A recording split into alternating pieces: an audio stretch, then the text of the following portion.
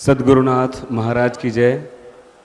आज हमारे समक्ष बहुत बड़े सौभाग्य की बात है कि श्री मुक्तानंद संस्कृत महाविद्यालय में आयोजित गुजरात राज्य संस्कृत बोर्ड से ये शिक्षण कार्यशाला, तो इनमें स्वागत करता हूँ मैं सभी महामहिम उपस्थित विद्याधरों का, जो अलग अलग तरीके से अपने विद्या के क्षेत्र में योगदान दे रहे हैं। और इसकी एक बहुत बड़ी सीढ़ी हैं जो सोपान दर सोपान चलती जाएगी आगे। और तो कुछ मेरी जिज्ञासाएं हैं श्री मुक्तानंद संस्कृत महाविद्यालय की पक्ष से कि संस्कृत भाषा और भी क्या क्या है, एक और ये बताना किस तरह संभव होगा जन सामान्य को कि संस्कृत भाषा और क्या क्या है। जैसे कि हम यहाँ श्री मुक्तानंद संस्कृत महाविद्यालय एक शांति मंदिर के अंतर्गत है संस्था, जिसके संस्थापक महामंडलेश्वर स्वामी नित्यानंद सरस्वती जी महाराज हैं।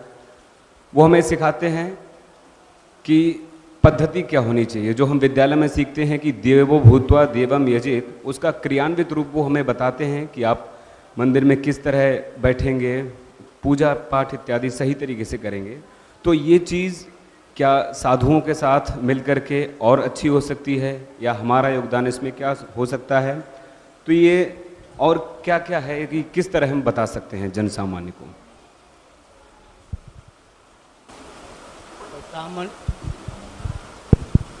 हरिओम। सामान्यतया अस्माकम् एकं सूत्रमस्ति, संस्कृतं सर्वत्र संस्कृतं सर्वेषां। प्राचीनकाले अपि अस्माकं जनभाषा संस्कृतम् आसीत् एव। भाषा आसीत्, अतः अनन्तरं साहित्यम् आगतं। परन्तु साहित्यस्य भाषा व्यवहारस्य भाषा भिन्ना भवति। व्यवहारभाषा सरला भवति, साहित्य की भाषा किञ्चित् प्रौढा भवति। तावदेव भाषायाः भेदः अस्ति। परन्तु सामान्यं यत् स्वरूपं जनभाषायाः पूर्वम् आसीत्, तादृशं सरलमानकसंस्कृतं साहित्येपि तादृशाः बहवः प्रयोगाः सन्ति एव। अतः प्रमाणभूतम् एतत् सर्वमस्ति। पाणिनिद्वारा अपि एतादृशाः प्रयोगाः बहु दर्शिताः अस्ति। तान् सर्वं स्वीकृत्य अस्माभिः भाषायाः सरलस्वरूपम् आनेतव्यम् अस्ति। अस्माभिः परिणामकारी प्रयोगमपि अस्माभिः कृतः अस्ति। 10 दिनानि घण्टाद्वयं यः कोऽपि अबालवृद्धः यः कोऽपि आगत्य उपविश्य संस्कृतसम्भाषणं पठति चेत् 10 दिनाभ्यन्तरे एव सः संस्कृतेन वक्तुं पारयति। अतः सफलप्रयोगः अस्ति। एतेन प्रयोगेण एव समग्र भारते संस्कृतस्य महत् परिवर्तनम् आगतमस्ति। बहवः तादृशाः सन्ति। सामान्यजनाः, अशिक्षितजनाः, इंजीनियर् जनाः, चिकित्सकजनाः, वकीलजनाः, एतादृशाः सर्वे अपि साहित्यकाराः, एते सर्वे अपि इदानीं तादृशाः सन्ति, संस्कृतेन वक्तुं पारयन्ति। यथा एन् गोपालस्वामी, अस्माकं सर्वोच्चन्यायालयस्य न्यायाधीशः महोदय लाहटी महोदयः, एतादृशा संस्कृतभारतीम् आगत्य वर्गम् उपविश्य एते पठितवन्तः, तेपि संस्कृतं वक्तुं पारयन्ति। सफलप्रयोगः अस्ति। एतेन प्रयोगेण एव वयं वर्गखण्डमपि गच्छामः। वर्गखण्डस्य भाषा अपि संस्कृतम् एव भवेत्, पाठनस्य भाषा संस्कृतं भवेत्। एवं भविष्यति चेत् बालकानां मुखे संस्कृतम् आगमिष्यति। बालकानां मुखे आगमिष्यति चेत् आगामी पीढ़ी संस्कृतस्य एव अस्ति, तद् निश्चयेन। धन्यवादः। अतीव सुंदरम उपदेशः अस्माभिः पालनीयः एव भविष्यति इति अहं मन्ये। अन्यः अपि प्रश्नः अस्ति यत् वयं श्रुतवन्तः, प्रयोजनम् अनुद्दिश्य मन्दोऽपि न प्रवर्तते। कथं ते ग्रामीणाः नागरिकाः ये संस्कृतं न जानन्ति अथवा येषां गृहे संस्कृतस्य वातावरणं नास्ति, ते कथं संस्कृतं जानीयुः, अथवा उनकी आवश्यकता क्या है, उनको संस्कृत की आवश्यकता क्यों पड़े, ये मतलब ये सवाल हमारे लिए है कि वो पूछेंगे कि हम संस्कृत क्यों पढ़ें, या संस्कृत सिर्फ भाषा है, तो उनकी तरफ से ये प्रश्न है कि उनको संस्कृत क्यों पढ़नी चाहिए सामान्यतया। हरिओम।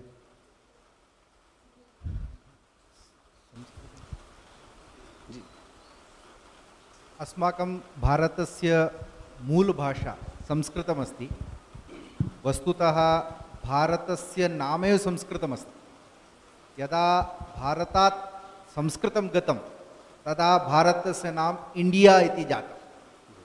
वयं सर्वे इंडिया प्लस संस्कृतं बराबर भारतं कर्तुम् इच्छामः। कारणं भारतम् इति नाम अस्ति। भा भा इत्युक्ते प्रकाशः। प्रकाश इत्युक्ते ज्ञानस्य प्रतीकं। तो ज्ञाने रतम् इति भारतम् इत्युक्ते ज्ञानशक्ति अस्माकं भारते अस्ति इति कारणेन भारत समृद्धः आसीत्, गौरवशाली आसीत्। तदा संपूर्ण विश्वस्य मार्गदर्शनं भारत करोति स्म। भारत विश्वगुरुः इति आसीत्। इदानीम् आसीत् इति वयं वदामः, अस्ति इति संशयः अस्ति, किन्तु विश्वः इच्छति भारत पुनः विश्वगुरुः भवेत्। तो कथं किमर्थम् इच्छति? ज्ञानबलेन इच्छति। भवनं विशाल भवनानि सन्ति, मार्गाः सन्ति, यानानि सन्ति, अथवा एतत् सर्वं भौतिकं यद् अस्ति तेन कारणेन वयं विश्वस्य मार्गदर्शनं कर्तुं शक्नुमः इति नास्ति। ज्ञानम् अस्ति चेदेव शक्यते। इदानीं ज्ञानस्य भाषा का? ज्ञानस्य भाषा तो संस्कृतम् अस्ति। अतः सामान्यजीवने यदि संस्कृतम् आगच्छति तर्हि संस्कृतस्य इदानीं महोदयेन यद् पृष्टं कि सामान्यमनुष्यः किमर्थं संस्कृतं पठेत्, ग्रामीणजनः किमर्थं पठेत्, तर्हि एकम् उदाहरणं तु तदेव अस्ति कि वयं सर्वे भारतीयाः, अस्माकं सर्वेषां भिन्ना भिन्ना भाषा अस्ति।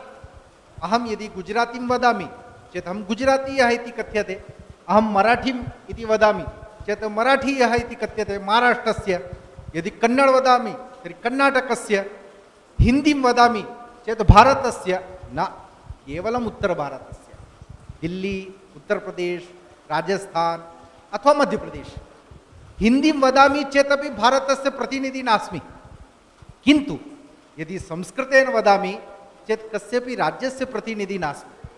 अहं महाराष्ट्रस्य न, अहं कर्णाटकस्य न, अहं गुजरातस्य न, अहम उत्तरभारतस्य न, अहम दक्षिणभारतस्य न, अहम भारतीयः इति बोधः भवति। अतः यः सामान्यजनः अपि अस्ति, यदा अहं भारतीयः इति बोधः भवति चेत् भारतस्य कृते मया जीवनं करणीयं भवति इति भावः आगच्छति, एषः विचारः आगच्छति, संस्कृतिः आगच्छति।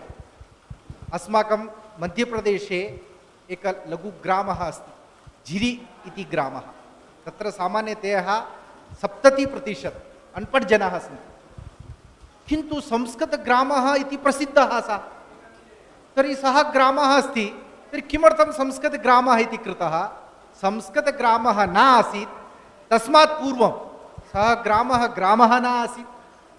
तत्र सर्वे मदिरां पिबन्ति स्म, संस्कृतिः न आसीत्। किन्तु यदा संस्कृतस्य पाठनं संस्कृतभारती कार्यकर्तारः तस्मिन् ग्रामे सम्भाषणद्वारा भाषां पाठितवन्तः। इदानीं ग्रामीणाः संस्कृतं वदन्ति, संस्कृतेन सम्भाषणं कुर्वन्ति, तर्हि संस्कारः आगतः। इदानीं गृहे स्वच्छं वातावरणमस्ति, मदिरां न पिबन्ति, व्यवसायानि सन्ति तानि न सन्ति। तत्र गृहे तुलसी अस्ति, भारतीयपरम्पराया गृहाणि निर्मितानि, एक आदर्श हिंदू परिवारः यथा भवति तथा ग्रामस्य वातावरणम् अस्ति। यदा ग्रामं गच्छामः चेत् अस्माकं प्राचीनपरम्परायाः ग्रामः इति भावः भवति। अतः अस्माकं ये दुर्गुणाः सन्ति, अस्माकं ये कुसंस्काराः सन्ति, अस्माकं ये कुविचाराः सन्ति, तेषां सर्वेषां यदि परिष्कारः करणीयः तर्हि संस्कृतम् अत्यन्तम् अनिवार्यं। संस्कृतेन विना न संस्कारः अस्ति, न संस्कृतिः अस्ति, न परंपरा अस्ति, न मनुष्यत्वम् अस्ति। वयं मनुष्यत्वम् इति वदामः खलु। शर्करा अस्ति, शर्करा शक्कर खाण्ड्, यदि मधुरं नास्ति तर्हि शर्करा नास्ति, मधुरम् अस्ति चेदेव शर्करा अस्ति। तथैव लवणत्वम् इति अस्ति, तत्र लवणस्य यत् तत्त्वं नास्ति चेत् लवणं नास्ति, तथैव मनुष्यत्वं यत् तत्त्वम् अस्ति तदा एव सः मनुष्यः भवति। केवलं शरीरम् अस्ति, शरीरेण न भवति। मनुष्यत्वं संस्कृतम् आनयति। यदा सः संस्कृतं पठति तदा सः मनुष्यः भवति। और अस्माकं देशस्य कृते, समाजस्य कृते, राष्ट्रस्य कृते मनुष्यः आवश्यकः, शरीराणि न। अतः शरीरं मनुष्यं करोति, मनुष्यत्वम् आगच्छति, तदा एव वयं समाजे परिवर्तनम् आनेतुं शक्नुमः। समाजे परिवर्तनम् आगच्छति तर्हि देशे विश्वे च शान्तिः भवति। सर्वे शान्तिम् इच्छन्ति। सम्भाषणद्वारा विश्वशान्ति, विश्वकल्याणम् एकः एव मार्गः, सम्भाषणतः विश्वकल्याणपर्यन्तं। तदर्थं सर्वेषां भारतीयानां कृते संस्कृतम् आवश्यकम्, अनिवार्यम्। भूरिशः साधुवादः महोदयेभ्यः। परिष्कारेण दुर्गुणान् दूरीकर्तुं संस्कृतस्य नित्यपठनं पाठनम् आवश्यकम् इति तेन उक्तं। यदि वयं सर्वं कुर्मः येन सर्वं शुद्धं भवेत्, परिष्कारेण तेन अवज्ञातम्। अग्रिमा जिज्ञासा अस्ति, युवा पीढ़ी। ये हर इंटरव्यू में होता होगा कि युवा पीढ़ी के लिए क्या, लेकिन संस्कृत से जुड़ने के लिए युवा पीढ़ी को समय लगता है, ये भी है। और ये आज के वातावरण की एक गंध भी है कि समय लगता है, लेकिन जो तकनीकी है उसके माध्यम से चल ही रहा है। और किस हद तक चल सकता है, इसके विषय में हमारा क्या योगदान। जैसे हम संस्कृत के पुत्र भी हैं और पिता भी हैं, पाति इति पिता, हम रक्षक भी हैं उसके और उसको बढ़ाने वाले भी हैं। तो हम पिता होने के नाते संस्कृत संतति को किस तरह हृष्ट पुष्ट कर सकते हैं, उसका पालन पोषण कर सकते हैं। इदानीं कोरोना काले एव प्रसिद्ध हरिद्वारतः अस्ति रूडकी IIT वयं जानीमः। तत्रत्य छात्राः उक्तवन्तः अस्माभिः संस्कृतं पठनीयम्। अनन्तरम् अस्माकं कार्यकर्तारः केचन तान् सर्वान् पाठितवन्तः सम्भाषणपाठनानन्तरं तेषां जिज्ञासा जाता, अरे वयं रूडकी अत्र पठामः, IIT समग्र भारते प्रसिद्धं, वयं किमपि नूतनं कुर्मः। अतः ते सर्वे मिलित्वा चिन्तितवन्तः कोरोना काले अस्माभिः एतादृशानि शिबिराणि अस्माकम् अन्यत्र ये जनाः सन्ति सर्वेपि पठेयुः। अतः ते प्रयत्नं कृतवन्तः, आन्लैन् तत्सर्वं स्थापितम्। अनन्तरं मनसि आसीत् कति सहस्रजनाः, 1,100 जनाः कदाचित् तद् सर्वं पूरयिष्यन्ति आवेदनपत्रं, परन्तु 10,000-अधिकं जनाः आवेदनं कृतवन्तः, वयम् इच्छामः संस्कृतं। तर्हि इदानीं कथम् आयोजनं करणीयं, सर्वेषां चिन्ता जाता। परन्तु संस्कृतभारती पृष्ठे आसीत्, भवद्भिः चिन्ता न करणीया, वयं सर्वे स्मः। आवेदनपत्राणाम् अनन्तरम् एतत् कुतः कुतः के सन्ति तत्सर्वं कृतं। गुजरातः कति सन्ति, राजस्थानतः कति सन्ति, कर्णाटकतः कति सन्ति, एवम् आहत्य सर्वं कृतम्। अनन्तरं 50 जनानाम् एकं तत्र ग्रूप् निर्मितम्। अनन्तरं तेषां कृते एकः सम्भाषणशिक्षकः अपि तत्र योजितः। अस्माकम् आश्चर्यं भवति, समग्रभारतात् सामान्यतया सर्वे अपि अर्थात् 8,000, 7,000, 8,000 जनाः प्रतिदिनम् आगत्य संस्कृतसम्भाषणं पठितवन्तः। एते उच्चक्षेत्रे ये सन्ति पठन्ति ते। अस्तु, एकम् अन्यम् उदाहरणं वदामि वा? अस्तु, मम भाषणं न जातमत इदानीम्। अस्तु, कोटा पूर्णकरणी अस्ति।